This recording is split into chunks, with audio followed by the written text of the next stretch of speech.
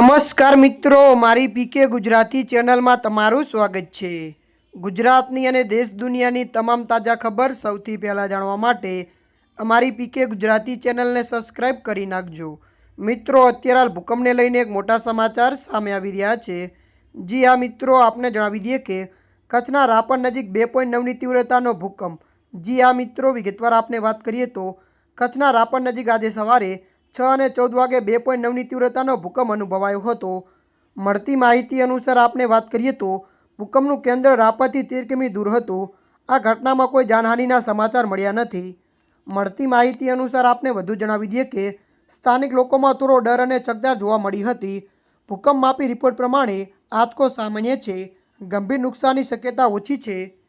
ત્યારે મિત્રો, અત્યારની આ મોટી ખબર મળી રહી છે। ત્યારે મિત્રો, હાલ માટે આટલું। મળીશું નવી અપડેટ સાથે। જો તમને અમારો વિડીયો પસંદ આવે, લાઇક, શેર અને સબસ્ક્રાઈબ કરી નાખજો। ધન્યવાદ।